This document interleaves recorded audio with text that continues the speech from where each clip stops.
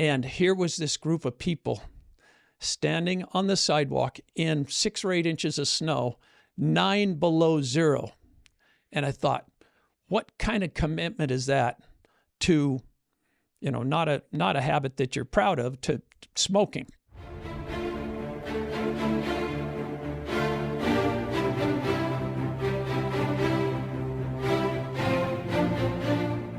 I'm great. I'm so excited about what we want to talk about. I was thinking about it on the way over here and just kind of smiling and I don't know, if you will, joking with myself. Sure. My gym, I as you know, I train every morning at 5:30 with my brother, and thank you. I'm so blessed to have someone that, pushes me and makes sure that I'm there. But we walk into the gym this morning. Well, first off, I noticed in the parking lot, today's Monday. Monday morning, the parking lot's usually busier than normal because everybody's going to get in shape from the weekend. Everybody's trying to make up for what they did on the weekend. So it's like a mini New Year's resolution. Well, every Sunday night, I'm going to the gym tomorrow. I got to make up for it. Friday morning, it's crickets. Exactly. Each day of the week, the parking lot gets less and less busy. Well, I pull into the parking lot this morning, and where is everybody?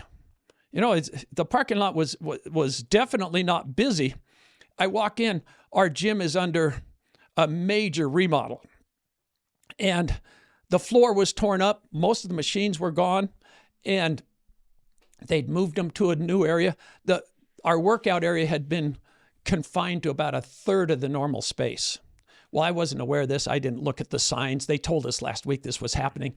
But what immediately popped into my mind was, how committed are you? Because apparently, because they moved all the equipment into a smaller area, a lot of people didn't come. And I thought, well, this construction is going to go on for 2 or 3 weeks. Does that mean people are just going to miss their workouts?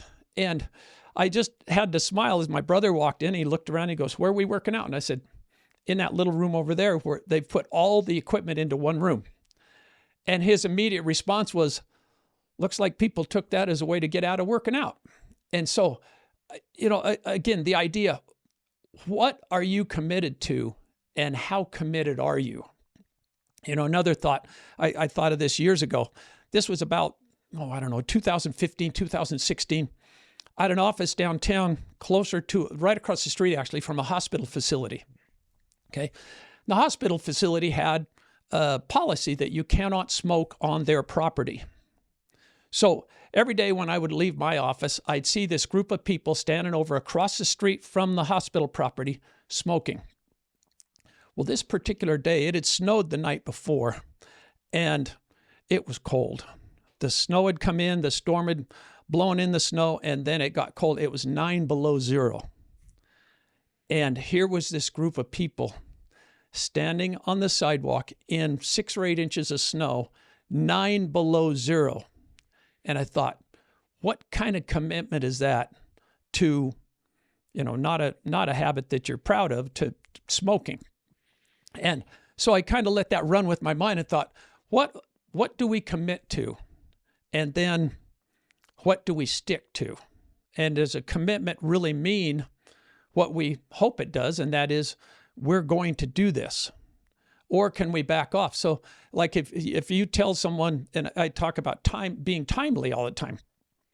Yeah, I'll be there at 6. Okay, this actually happened to me. My son was probably, I'm going to say this was when he was 12 years old. I had told my son, I'll pick you up at 6. My phone rings at 6:02.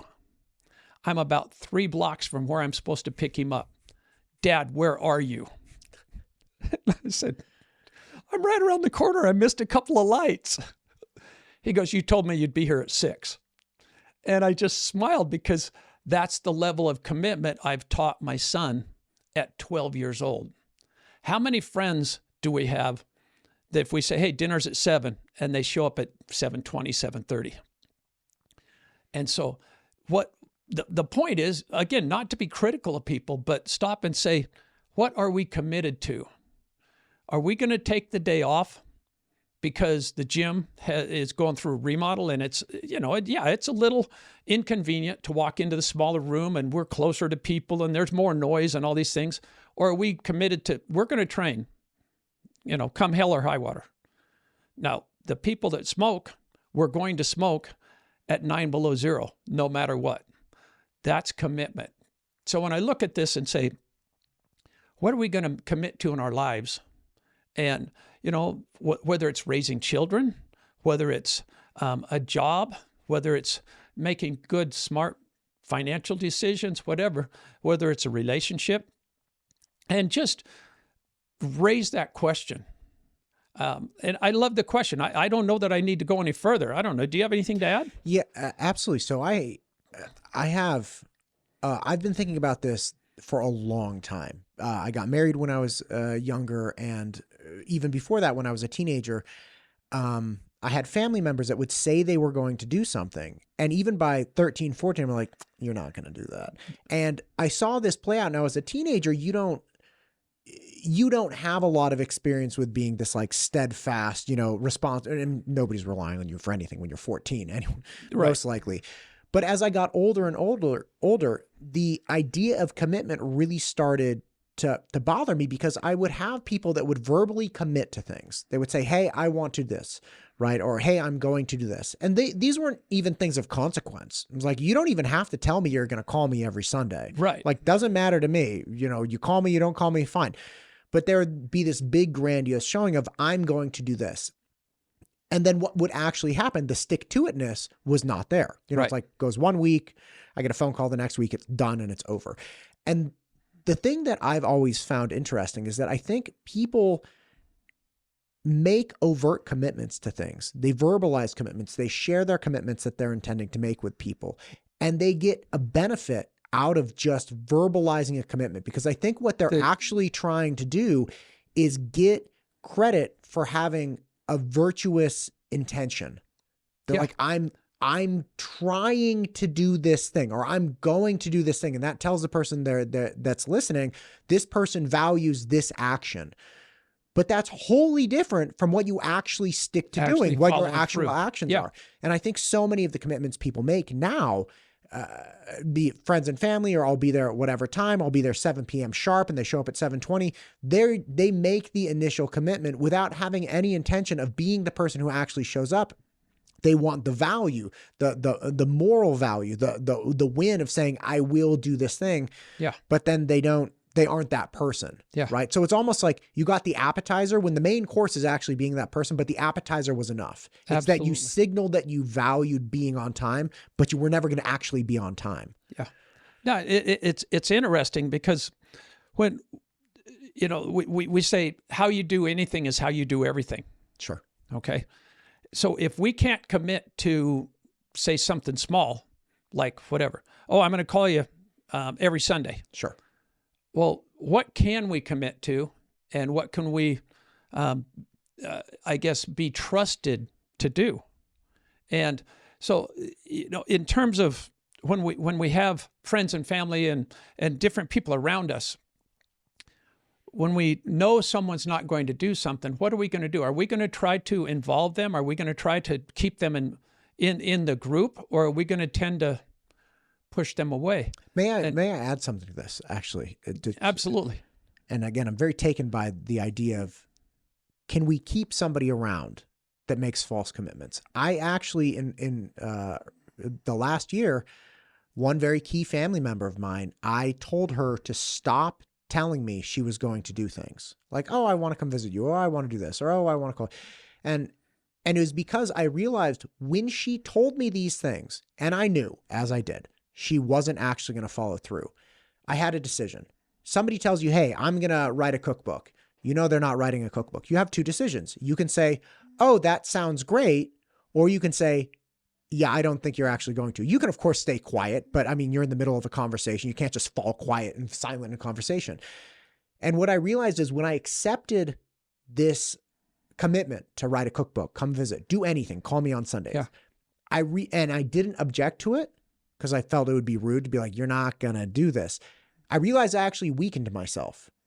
I became part of the lie. Exactly. I allowed myself to be party to this false reality and participate in this person feeling good about stating a commitment she was never going to follow through. Now, wait a minute, Matt. Some people would say you're being offensive by possibly calling her on it. So What do you think of that? it's difficult. This is a complex thing because I agree it is hurtful when somebody's lived a long period of time and expected other people around them to function in a certain way. So ultimately what I did is I said, listen, stop telling me these things. I don't want to hear them. And if you ever come and see me, if you do have intentions of seeing me or doing whatever it is you want to do, just tell me the date you're actually coming. Sure. And stick to that. Aside from that, don't tell me reasons why you can't do it. And I'm sure there are plenty.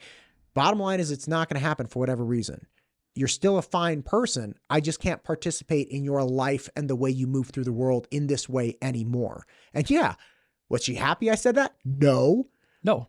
And I've had to remind her, by the way. She probably had a few words for you. Probably had a few words. And I just said, hey, look, whatever you want to say, get it out of your system and then stop telling me. Yeah. Because, that's it. And getting to the point of we want to surround ourselves with what?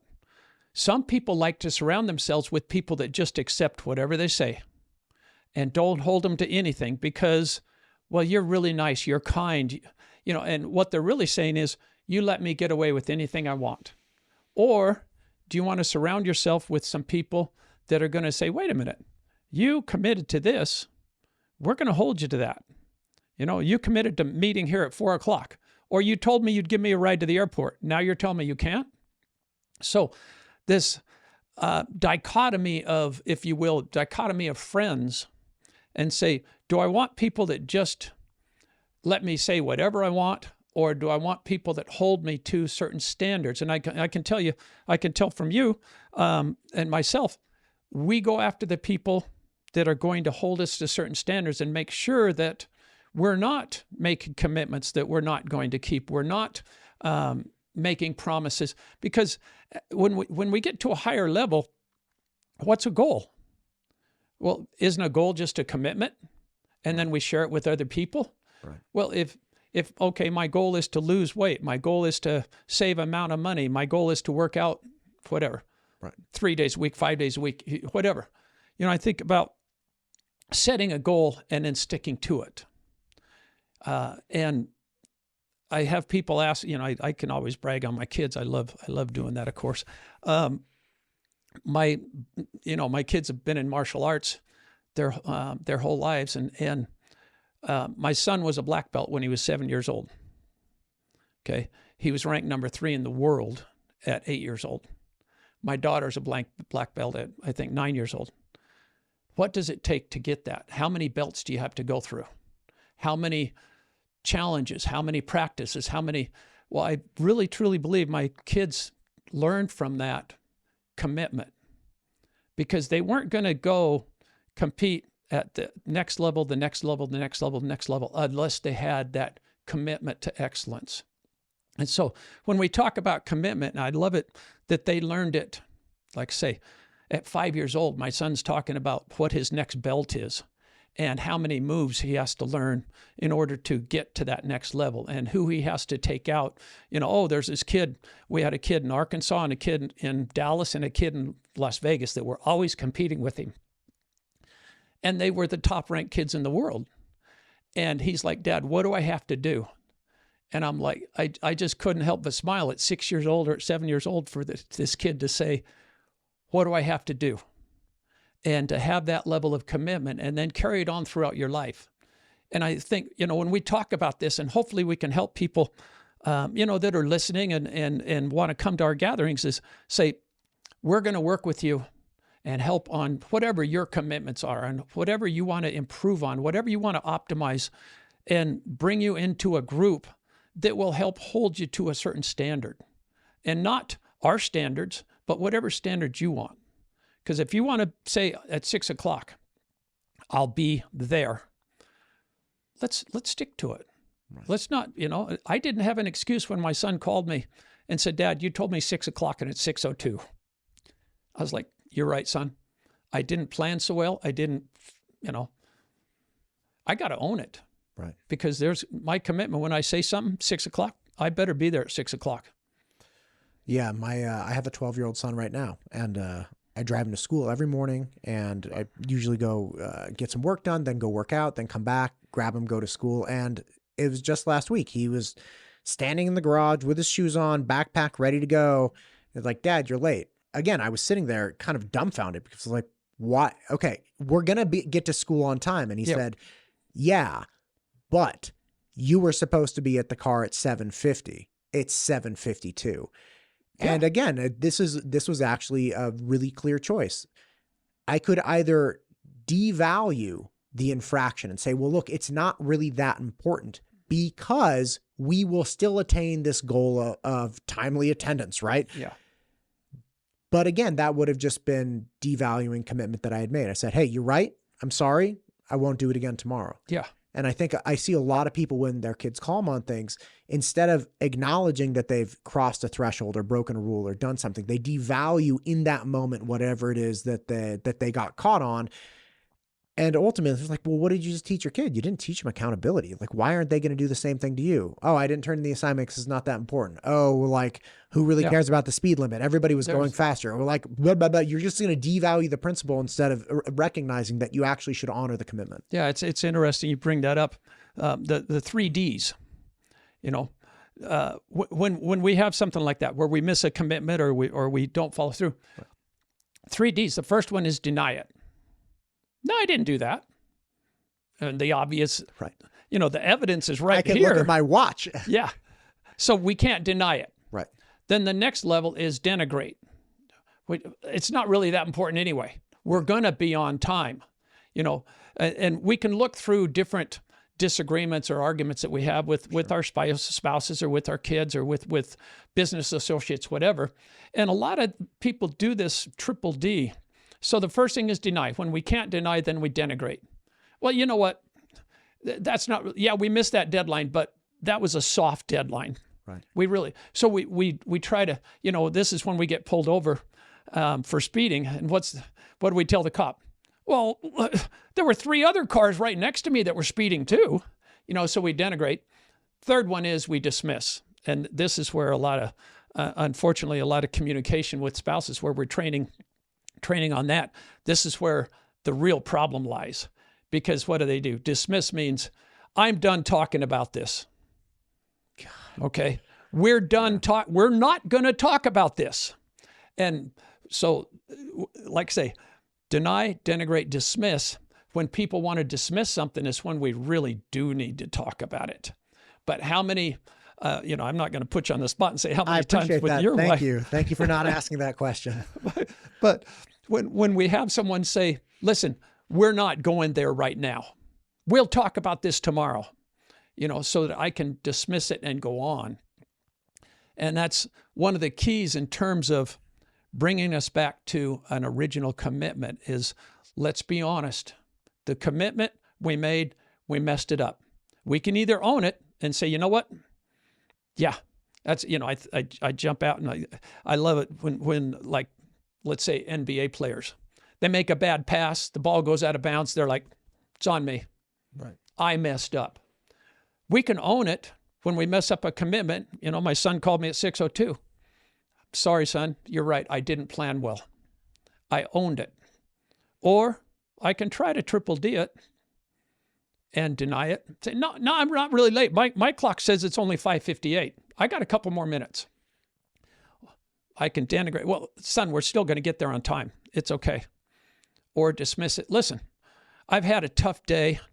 Don't be beating me up for 2 minutes. I've had a really tough day, okay? So I'm trying to dismiss it.